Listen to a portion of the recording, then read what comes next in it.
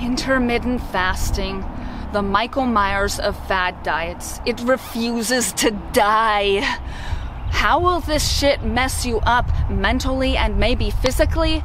Basically, intermittent fasting mirrors the exact same types of patterns as something called binge eating disorder and can be a gateway into other types of disordered eating and body dysmorphia. So intermittent fasting calls on you to have these long stretches of hard restriction.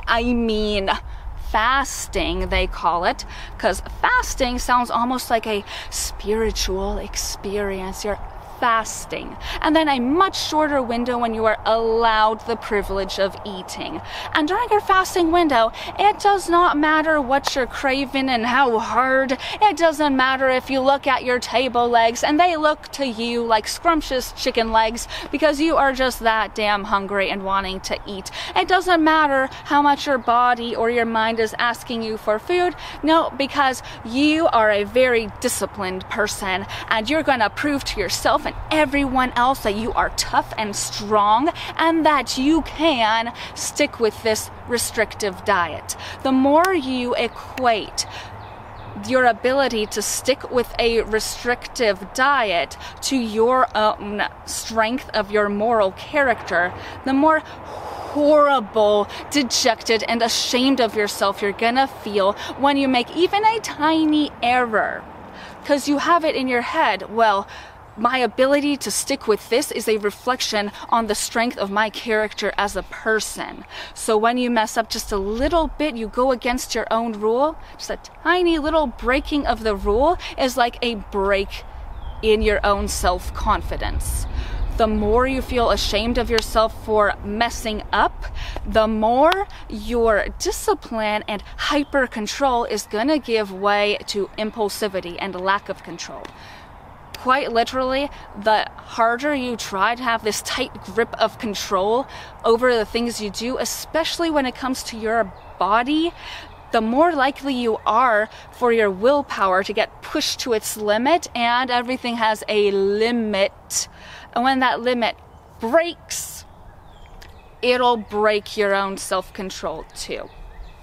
That is why in the past couple years since intermittent fasting got popular, eating disorder recovery coaches have seen a sharp increase in their business. So if your goal in life is to give a lot of money to a recovery coach, go ahead and fast. Go do it. But if your goal in life is that you actually want to have a good body that is healthy and functional, you want to feel confident about your body, these types of quick fixes are not how you do it. Okay, all the time people, find out that I'm into fitness, training, coaching. So much of the time, the next thing they say to me is that it looks like they're trying to impress me by saying, oh, I'm doing this detox. I'm really fit. I'm really strict on fasting. I'm doing this detox. When I hear detox, I think you're talking about checking into rehab.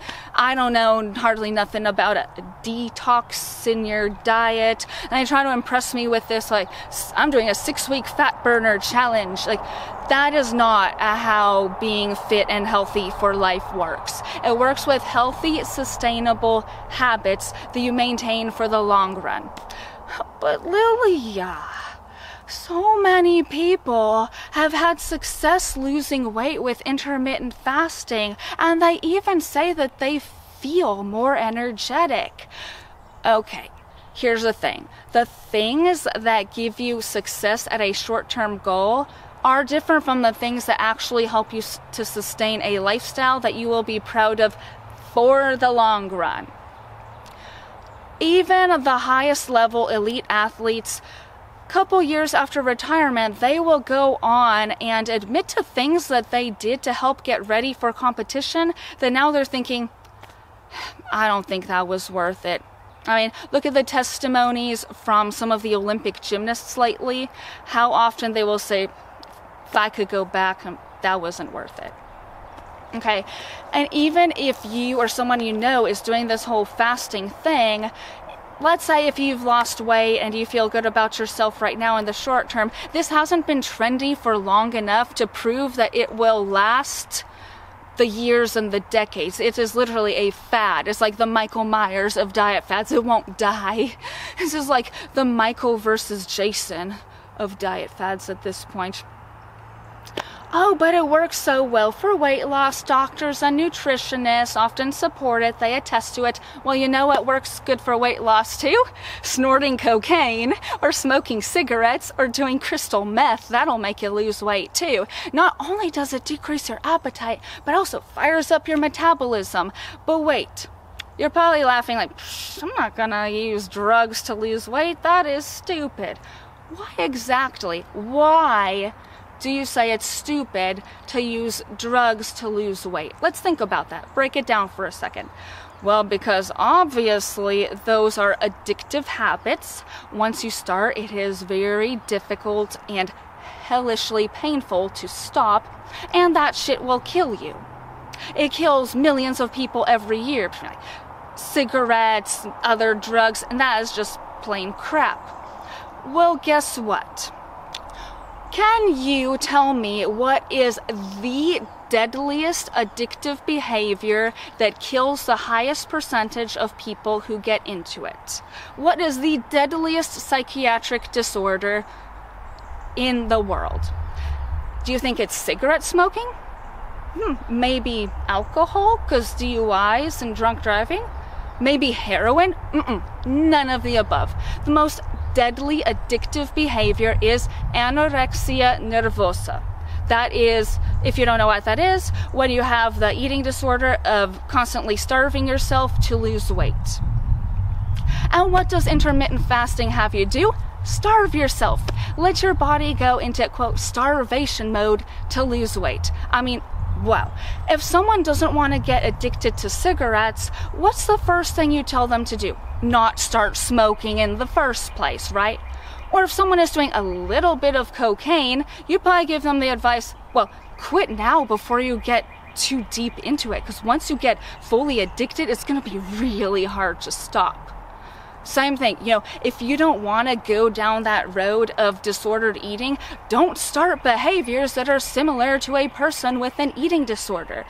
And you're probably thinking, I'm not going to get into it that far. I mean, I'm just following fasting for a little while just to meet a weight loss goal. I mean, I'm not going to get addicted to starving myself. That's what everyone who's ever gotten addicted to starving themselves said in the beginning.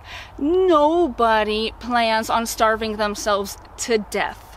Okay, just like nobody plans on, smoking till they die of lung cancer.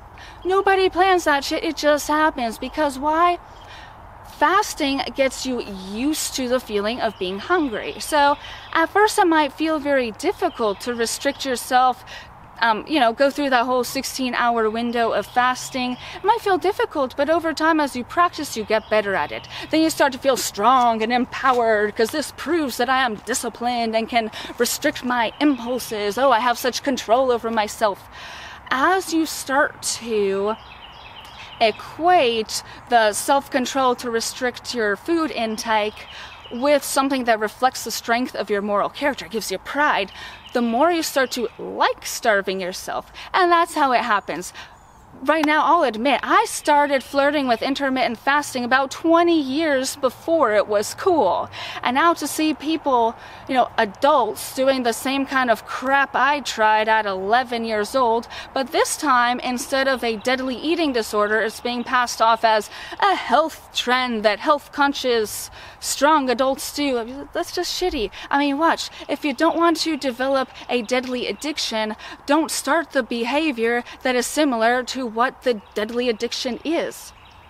Another thing that can happen with fasting, let's go back to this. So the restriction mindset makes you more likely to lose control. Okay, people who are into fasting are more likely to actually binge eat during that short window they're allowed to eat. It's been observed in a lot of different contexts that the more you try to restrict the thing you want, the more it makes you crave it harder. That's called mental restriction. Mental and physical restriction, both are likely to increase your impulsivity. That can lead to binge eating, and you might say, well, the whole point of fasting is you're supposed to eat normally in that 8-hour eating window. You're not supposed to binge, you're supposed to control yourself. Well, guess what? I mean, if someone is very hungry, both mentally and physically craving food, and your body is really asking you for energy, it's actually easy to consume an enormous amount of calories in a short time span because you have accumulated that kind of debt. Okay, so the more you get really into, I need to prove to myself that I am tough by sticking with this, the more you're going to be so deeply ashamed of yourself if you ever make even a small error. Then what you might do, some of you have probably done this if you're into like fitness, weight loss, or dieting. You eat something you're not supposed to, and then you frantically exercise to burn off all the calories. Oh my God, I can't believe I just ate that much. I cheated on my diet. I ate when I wasn't supposed to. I ate a forbidden food. My God, I just have to burn it all off right now.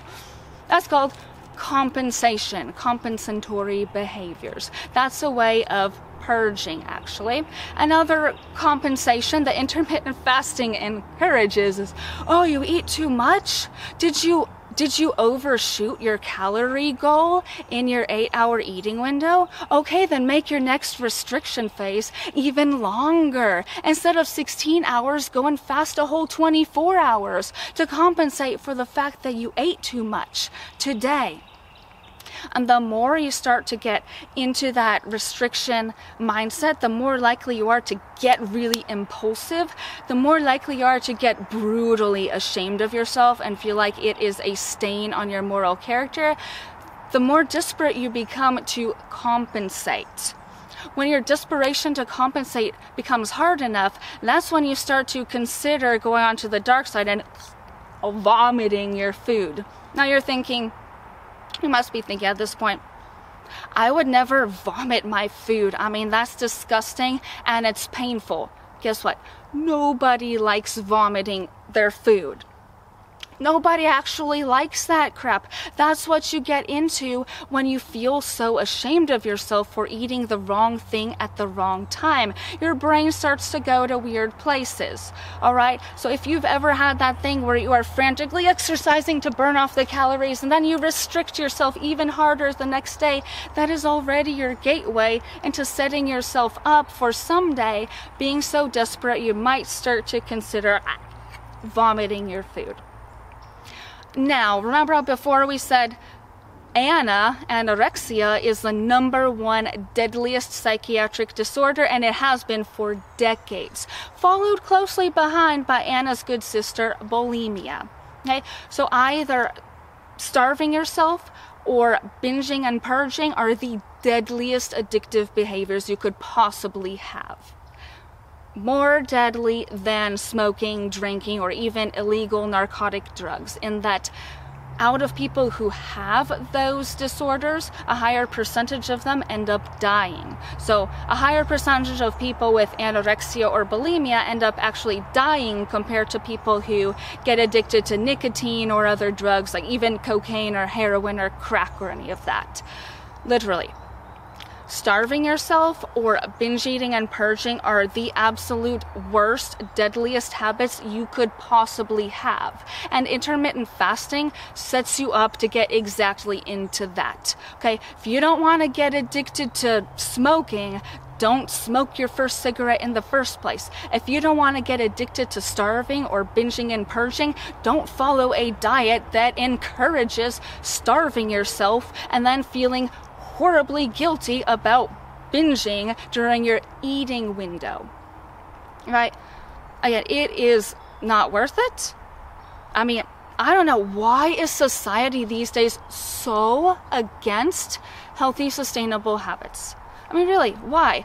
For decades, it was proven that if you starve yourself, let your body go into extreme hunger, your body actually responds by trying to hold on to body fat reserves, especially if you keep it up for a long time, especially if it becomes more than just a month-long challenge. If you're trying to keep it up and you get really into that, your body will actually respond by trying to hold on to especially belly fat. So that's the most ironic thing, is that often people diet because they want, quote, flat abs or, quote, six-pack abs. Okay, I mean, people ask me all the time about how I get my abs. I'm telling you right now, don't fast. I tried that shit when I was like 11, 12, 13, 14. I mean, that's the crap that gave me, like I said, both the eating disorders I just mentioned, post-traumatic stress without even serving my country. It is just so not worth even going down that road. Not only is it bad in the moment when you have it, but actually sets your brain up to have a stained relationship with food and your body for the long run. Alright, so even if you do, let's say you have disordered eating, but then you recover and your body is healthy and you're fine, you have normal appetite and everything, it's not necessarily over then. Okay? It triggers your brain to have a very strained relationship with food and your body for the long run. I know I already said that, but it bears repeating. It's the kind of thing that's just not worth going down that road. Okay, what is better? So having a balance between the freedom of intuitive eating and the logic of nutrition. So that's the kind of thing that I like to teach people when they are my clients or are even just people who casually ask me about fitness and nutrition. I mean, obviously, logically speaking, there are types of foods that are healthier for your body than others. For example, eating brownies all day, every day, obviously isn't the healthiest way to eat. It's not the best thing to do. So how do we manage that? One thing to know is that if you're fasting because you want to lose weight and get, quote, ripped because you think getting, quote, ripped will give you body confidence, know this. How much you love your body has very little to do with how you look. Really, body confidence is about how you see yourself in your body as a person. It is not about how well you match up with the latest body image trend or how disciplined you are to stick with this diet or whatever stuff like that. Like I say in my website, actually, if you go to the link you have in this description, one of the top things that I say is that strength and beauty is an action, a feeling, and a mindset, not an image. So actually, you don't look sexy, you can do strong and sexy.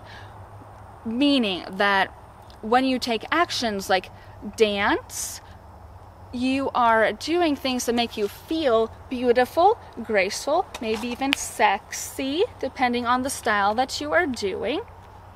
That sets you up to perceive yourself as being beautiful, graceful, sexy.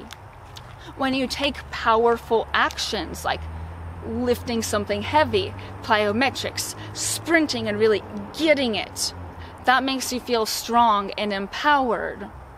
It's not having the biggest biceps of anyone at the gym. It's not about how many, like they say in those fitness magazines, turn heads at the gym.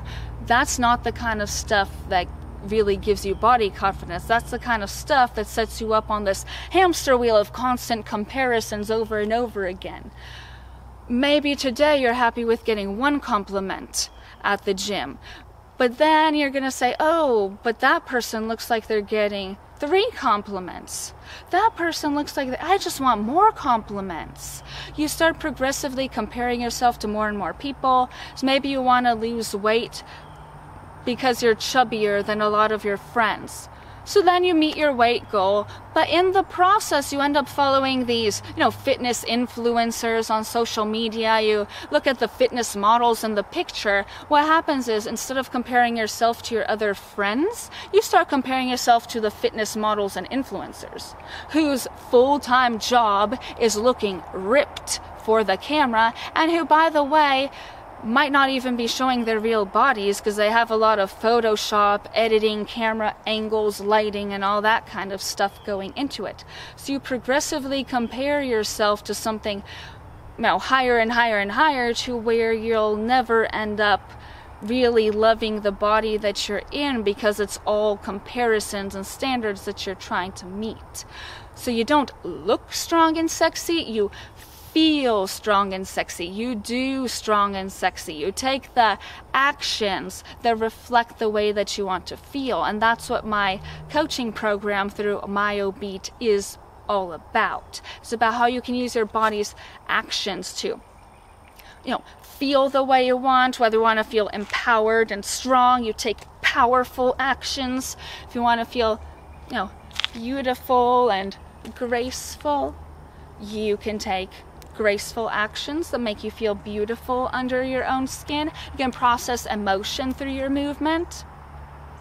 Let's say if you're feeling weak and helpless, you can go and draw your internal power and take action to make yourself feel the kind of strength that you want to have. So that basically, in a summary, if you're thinking about going down the road of intermittent fasting or other fad diets, really don't. Try to find healthy, sustainable habits. The more you take actions that line up with how you want to feel, the more your cravings will actually align with your body's physical needs. So for example, the more you do strength training, your body will crave protein. It'll crave high quality carbohydrates and nutritious foods because your body knows what it needs. So if you are doing the right type of training that is aligned with how you actually want to feel as a person, your food cravings will actually align with your body's true needs. So you don't actually have to restrict yourself or put it on yourself to follow some fad diet. You can actually follow your own intuition, and you can learn how to trust yourself completely in the body that you are in, because you get to trust that your body knows how to tell you what it needs if only you listen to your own body and mind instead of listening to all the noise around you. Fitness influencers and even doctors all the time are paid to endorse a certain thing. So just because Dr. Blank endorses this diet and this amazing athlete and influencer endorses it, doesn't mean there's any value to it. It literally means that they're getting paid to endorse it. Doesn't mean they're actually trying to help you. So you need to take responsibility. You need to take responsibility to help yourself. Okay, so check out my program at the link in description, because I deal entirely in helping people get out of restrictive cycles and comparison purgatories, actually be your authentic self, and damn proud of it. So thank you for listening to this today. Take care and stay strong.